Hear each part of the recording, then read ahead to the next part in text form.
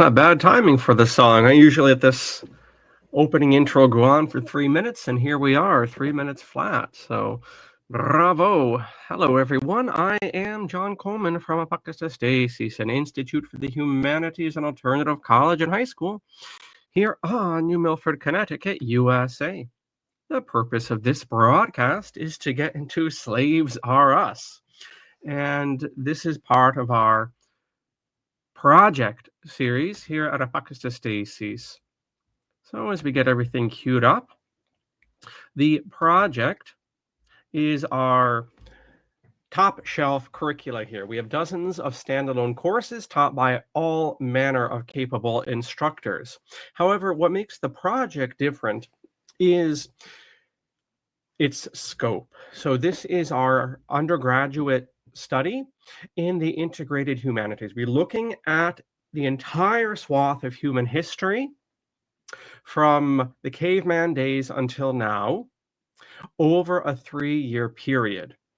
So for full-time students, and we do accept students of about 15 years of age on up, whether that's replacement for high school curricula or for traditional college curricula, so-called.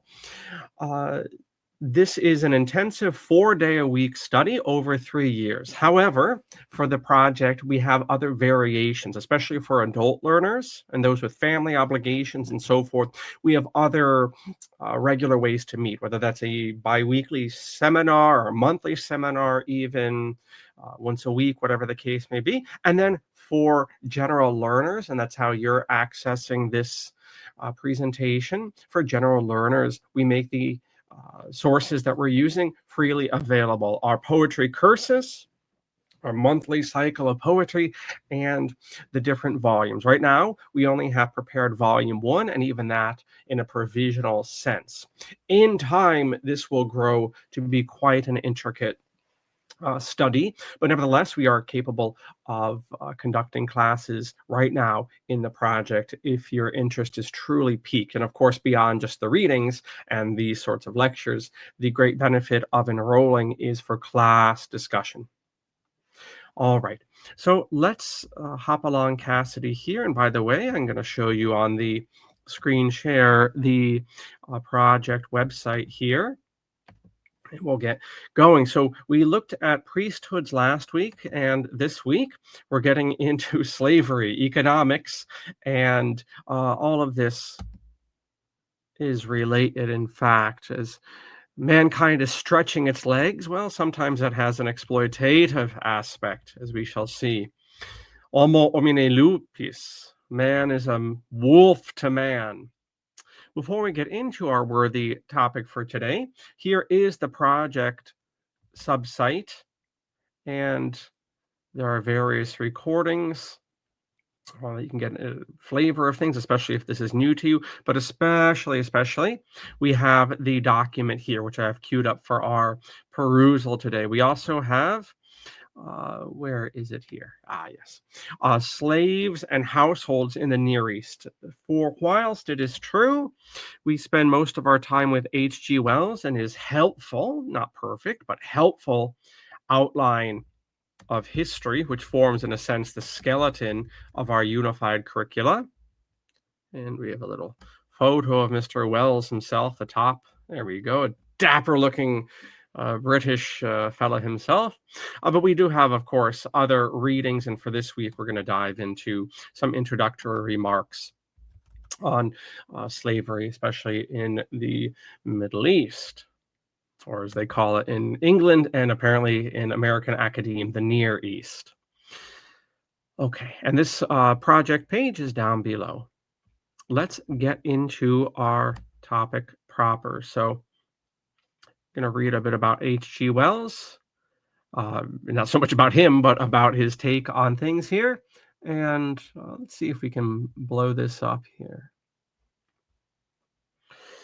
Now, we looked last week and the week before at the development of writing and priesthoods, respectively. And now we get into this economic aspect of slavery. All of this, as we keep getting reminded of, it gets to the fact that out of the temple, and by the temple, I simply mean the religious caste of society and of life, um, uh, spins off all sorts of things, and not the least of which is economics. We saw that with the development of writing. The earliest writings we have are uh, basically receipts, we would say, and they were kept in the temple because you're less likely to screw over the priest and fudge the account if you think there's a god who will hold you to task here. So, by the way, we're going to have some background music, and what shall it be today?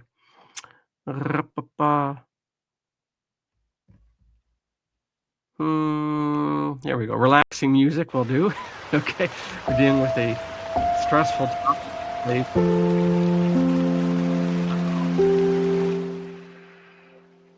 All right, there we go. Are you relaxed yet? Okay. So we'll get a few words from Wells and then hop along. So we read,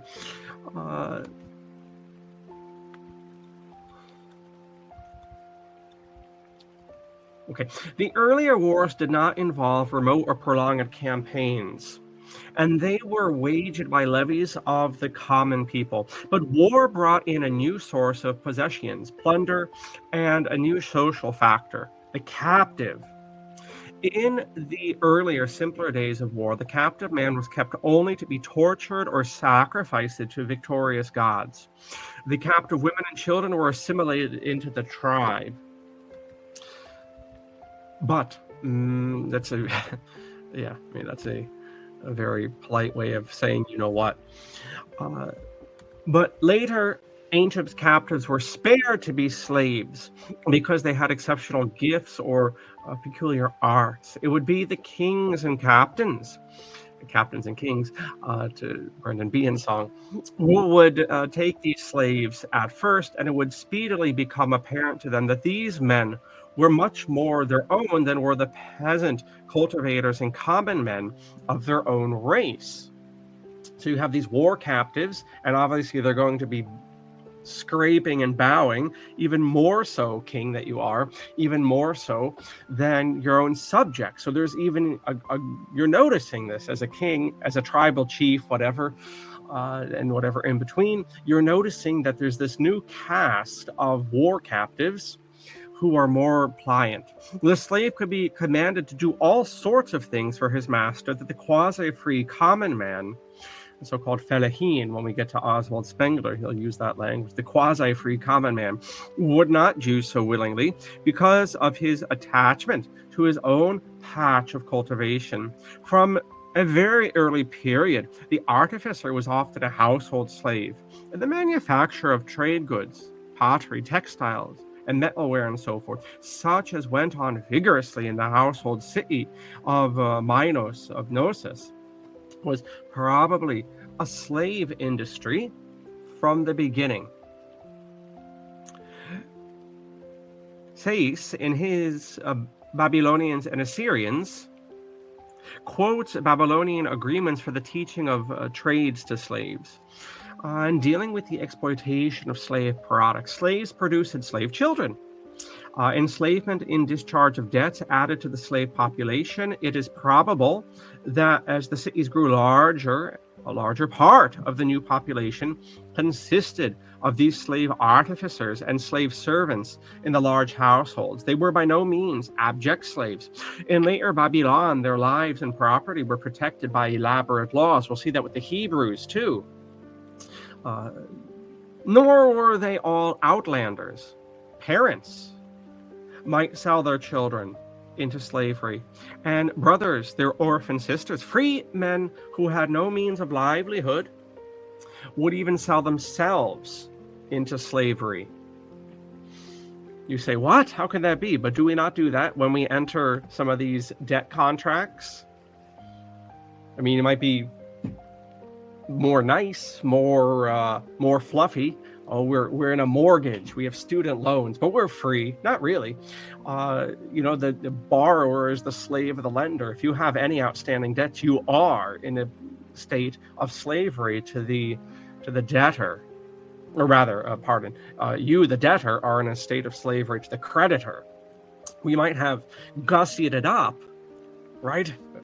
You don't go down to the bank and get your loan of whatever sort and declare yourself a slave. Now they'll call you a house owner, homeowner, right? But it's the same reality. You're not budging for the next 30 years until every last penny and then 50% more, because that's what the mortgage works out to, is paid off. Nothing's new under the sun. And every slave, ancient or modern, was at the fate of the insolvent debtor. And slavery was the fate of the insolvent debtor. Craft apprenticeship, again, was a sort of fixed-term slavery. That's, in much later history, the indentured servant in America. Out of the slave population, by a converse process, arose the freedman and freedwoman who worked for wages and still had more definite individual rights. Since in Babylon, slaves could themselves own property, many slaves saved it up and bought themselves. Probably the town slave was often better off and practically as free as the cultivator of the soil, and as the rural population increased, its sons and daughters come to mix with and swell the growing ranks of artificers, some bound, some free. Right. So last week we saw the rise of the priest caste, and even though these are taking place over 3 weeks, 2 weeks ago the merchant caste, and then the priest caste and the slave caste, we need to understand that these are coming into view at about the same time. What time broadly are we looking at? About 3000 BC to 2500 BC. Again, we speak very broadly. Now we're looking mostly at this point at the Fertile Crescent, moving into Egypt, but you can bet your bippy that this phenomena is happening across the world at about the same time.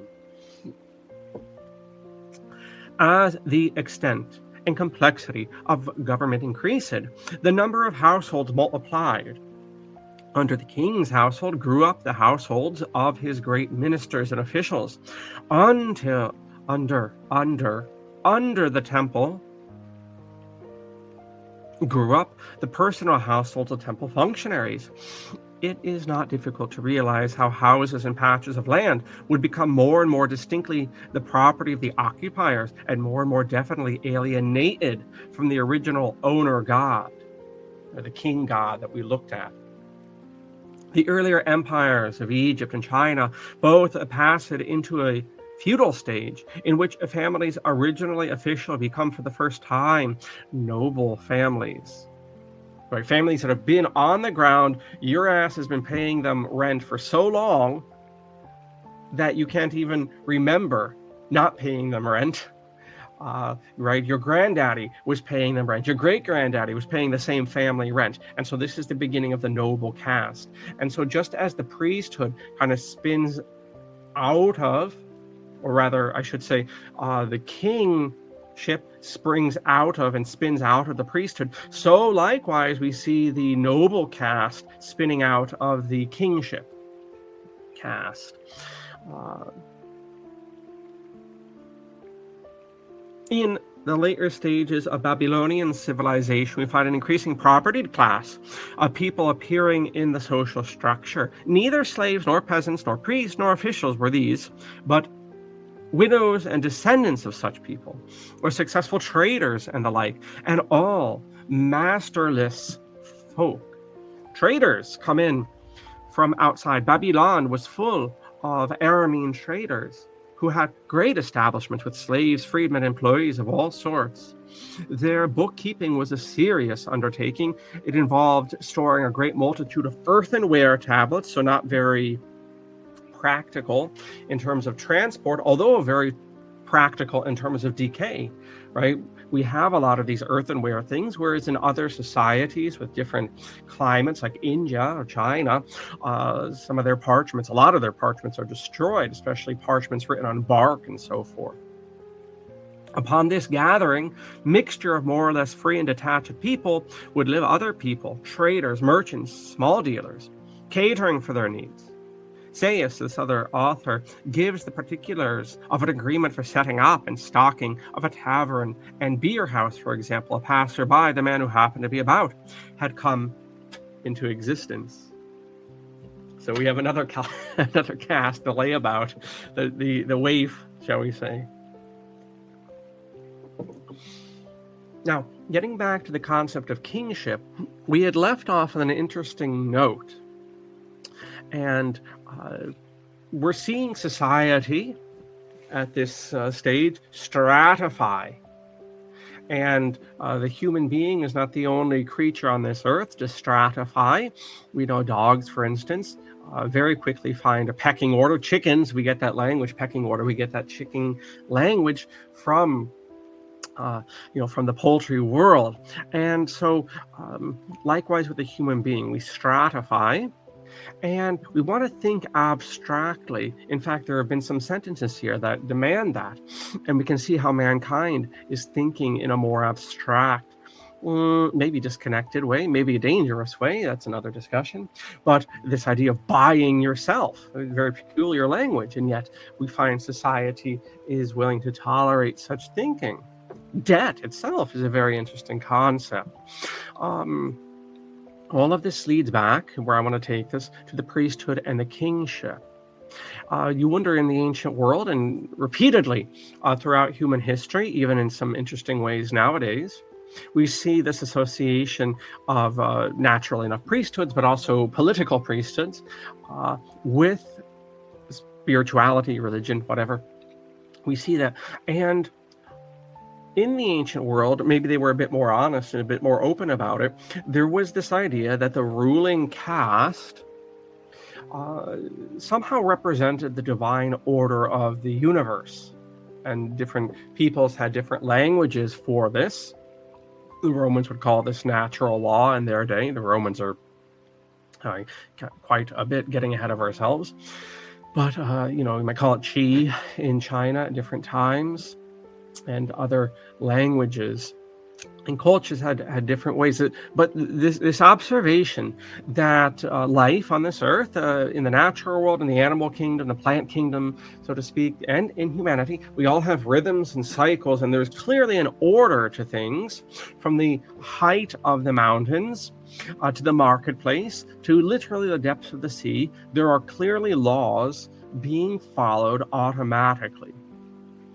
And it's natural enough, if we want to think abstractly, it's natural enough to see how different ruling cliques and castes could envision themselves as, in a sense, being the torchbearers when it comes to human organization of this order.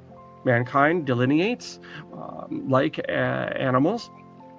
Clearly, there's a hierarchy of things and a hierarchy of talents. And so it is, abstractly, but it is natural enough. I'm not saying this is good or bad. That's not appropriate to a history class, but it is naturally enough a sociological conclusion to see the association of the ruling class and caste with a divine order. You can see very naturally how this would come into view. Okay, so now I want to shimmy-shammy, after a tech check, I want to shimmy-shammy over to our next text. And of course, in the project, we have all sorts of examples of artwork, rather orientalist, any excuse to get young women in robes and so forth in the 19th century. Much more charming, I suppose, than images like this, which is probably closer to the reality. In the project, we make use, especially in class, of artwork and then additional reading. So here we have the introduction to this particular text, and we read about slaves and households in the Near East by Laura Holbertson.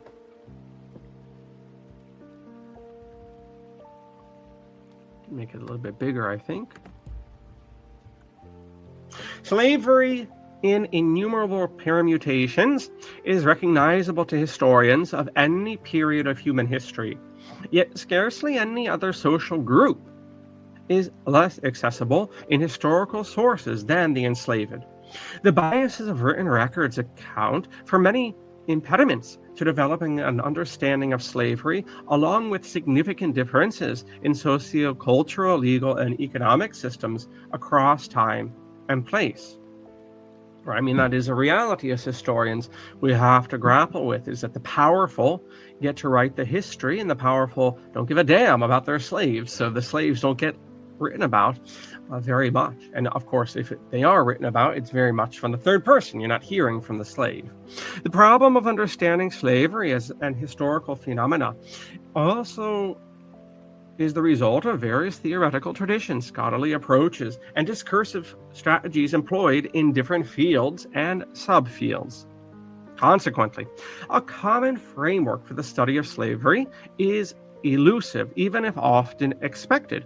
The study of Near Eastern slaveries, the focus of this volume, has reached an optimal point for exploring new ideas and source approaches after the preceding decades witnessed the production of a variety of comparative studies, revisions of old paradigms, introductions of valuable case studies, and critical examinations of slavery in various historical contexts. The increasing recognition of slavery's negligible role in labor spheres of Near Eastern societies also prompts new questions about the place, purpose, and experience of slavery in specific Near Eastern contexts. One source, incidentally, of slave knowledge will be law codes early on.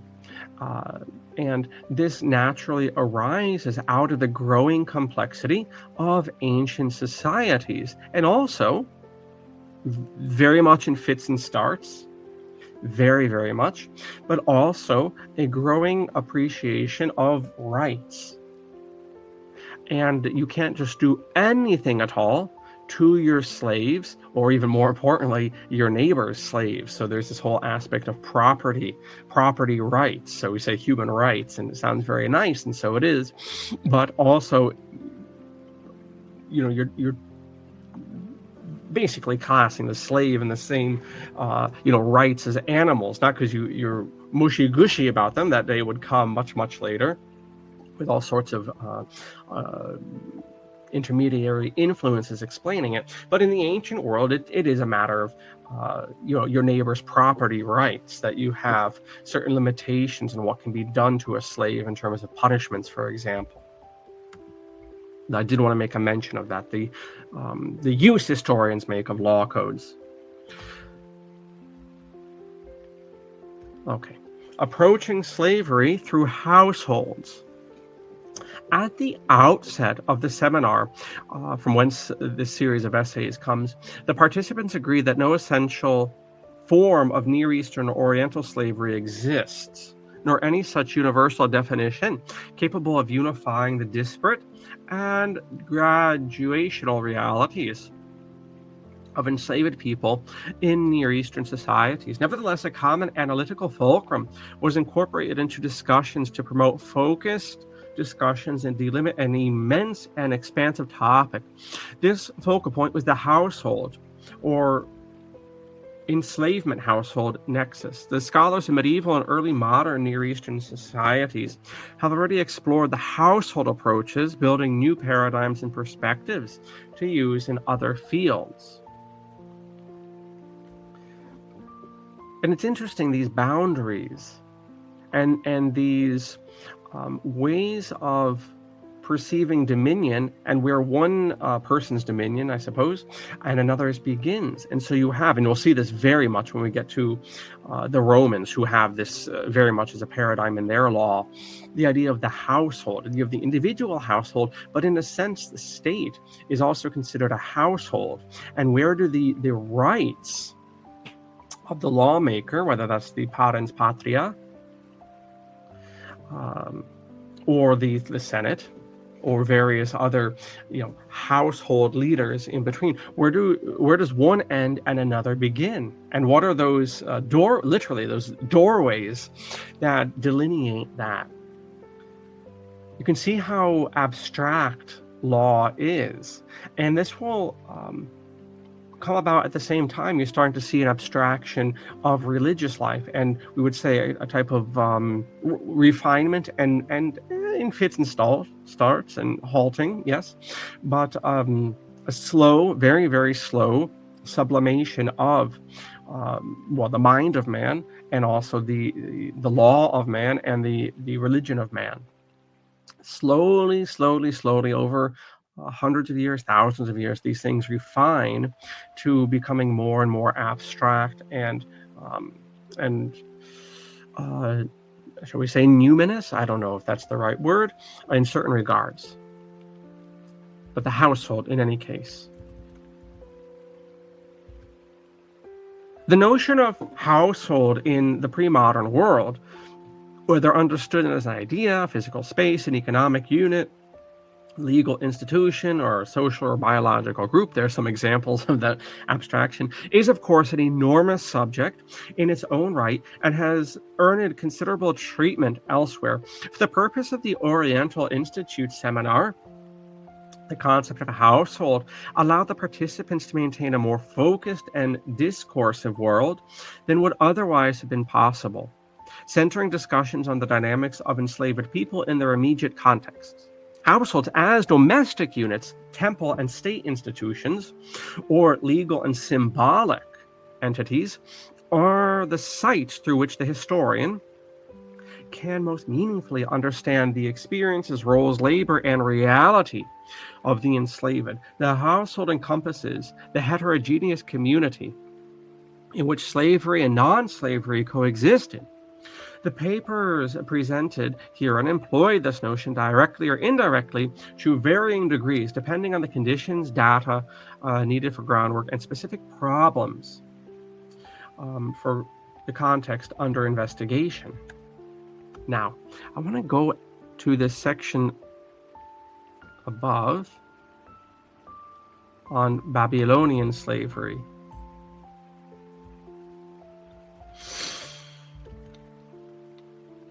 Okay, 21.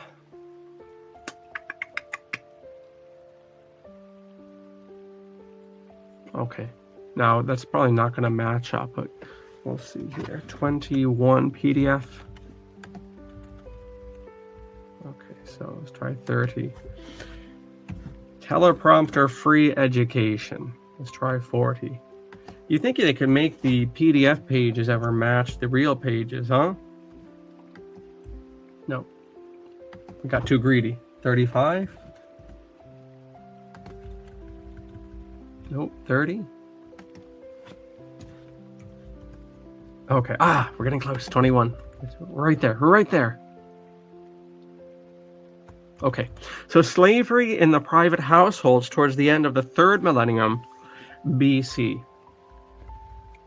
The time of the 3rd dynasty of Ur, right, so that's Mesopotamia, is one of the best documented periods of Mesopotamian history. Presently, some 75,000 published cuneiform texts. Those are the those divots that you would make into the clay tablets that we looked at.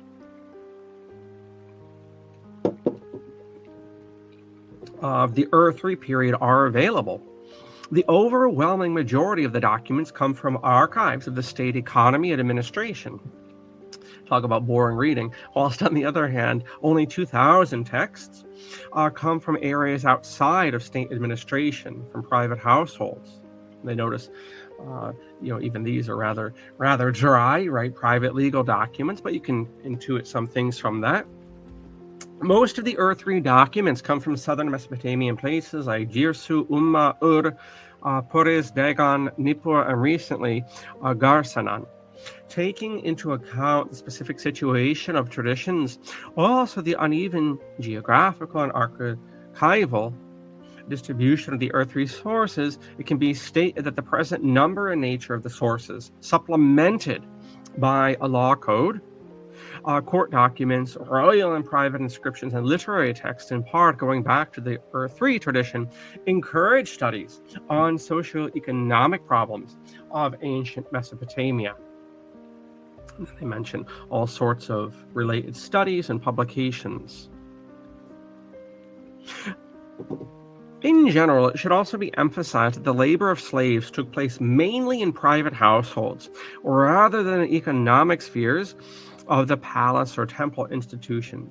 But in this connection, you must also consider the structural differences between the respective state sectors of the economy throughout the history of the ancient Near Eastern societies, which vary according to specific regional conditions. The state of documentation about slavery must also be taken into consideration, because relevant documentation is often missing or non existent to begin with. So that's, of course, a great difficulty when you're looking at the ancient world, is the lack of written documents oftentimes because of climate and, of course, just the vicissitudes of history. Despite these general remarks, the question of the extent and significance of slavery in private documentation, rather private domestic households, via private documentation, remains interesting, especially for the period of the Third Dynasty.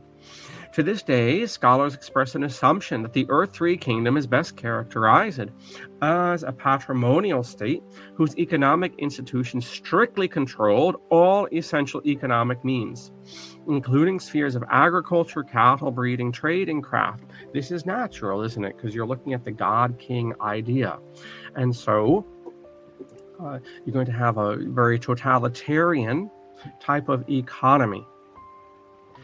Eventually, as H.G. Wells indicates, this will devolve, or evolve, as the case may be, into a feudal arrangement, right? So the super centralized God King will devolve into the nobility and this sort of arrangement.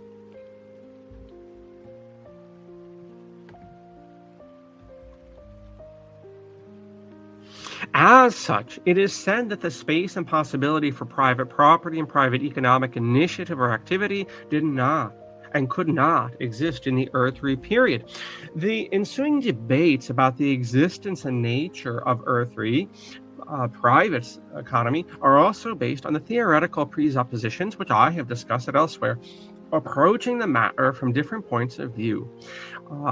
Steinkeller and Wilke have most recently fleshed out the problem of private economic activity and highlighted the questions of the existence or non-existence of markets in Mesopotamia under the kings of Ur. In this respect, the following remarks are to be understood as a specific source-related contribution to discussions about social and economical structures of the Neo-Sumerian society under the Ur III kings. If we speak about slavery in private households in the Ur III period, it should be understood that we are speaking about conditions only at the level of the middle and upper classes. These people, again, spin-offs of the initial royal household, which themselves are spin-offs of the priesthood, just kind of recapping things here. These new people, this caste, lived and worked within the urban milieu and were therefore also associated in different ways with the economic structures of the royal provincial administration, from palaces and temples. The cuneiform sources corresponding to this activity include tens of thousands of economic and legal records, which may be investigated for reference to private slavery and the conditions and circumstances thereof.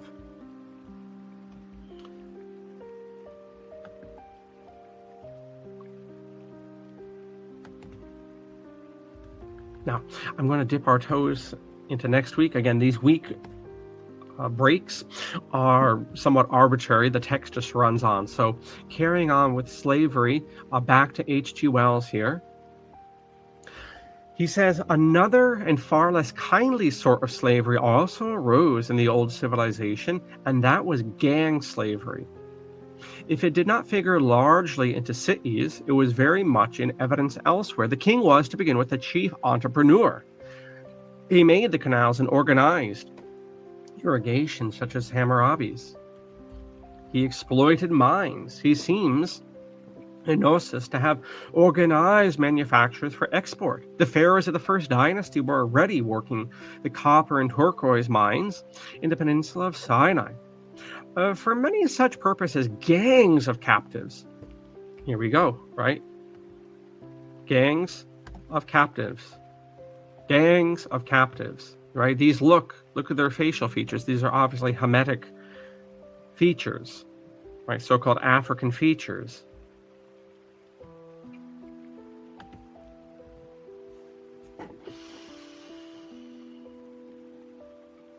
Gangs of captives were cheaper and far more controllable than levies of the king's own people.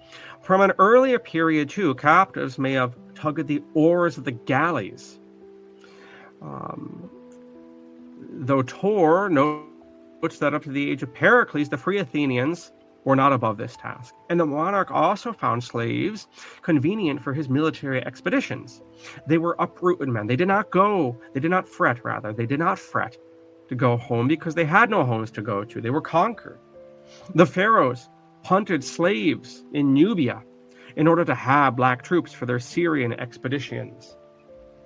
Closely allied to such slave troops were the mercenary, barbaric troops of monarchs caught into their service, not by positive compulsion, but by the bribes of food and plunder, and under the pressure of need.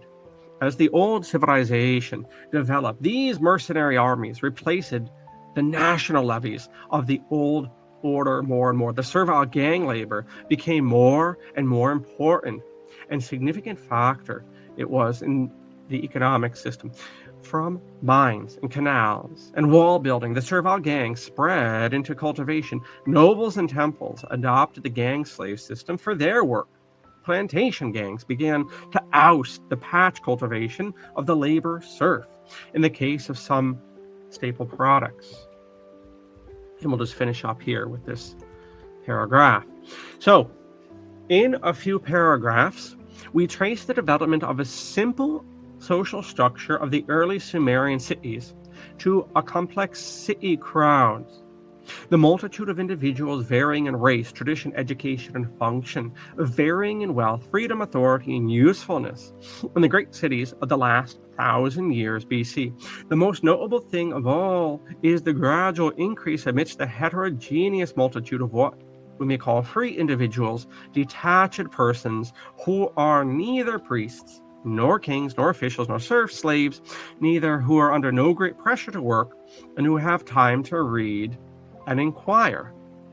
They appear side by side with the development of social security and private property. Coined money and monetary reckoning developed. The operations of the Arameans and such like Semitic trading peoples led to the organization of credit and monetary security. In the early days, almost the only property, except for a few movables, consisted of rights in land and in houses. Later, one could deposit and lend securities and go away and return to find one property faithfully held and secure. Towards the middle of the period of the Persian Empire, there lived one free individual, Herodotus, who was a great interest for us because he was amongst the first writers of critical and intelligent history, as distinguished from mere priestly or court chronicle. It is worthwhile to glance here very briefly at the circumstances of his life. Later on, we shall quote from his history. So, there we go.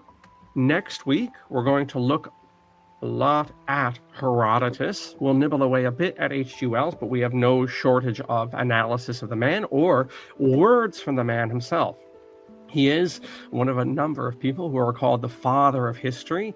He's certainly one of the fathers of history, and he's well worth getting into because now we're going to see history presented from an objective source for the first time. Again, as Wells himself just indicated, we won't just be piecing together records from the past. That itself was a stepping stone, the beginning of writing. But now we're going to come across Herodotus, one of the first people to actually look back on the past and try to piece it together in an intelligible fashion, as opposed to just having a melange of legal documents, economical documents, whatever the case may be, statutory documents. So in all of this, stepping back, we are seeing society get more and more complex perhaps more and more bewildering to people.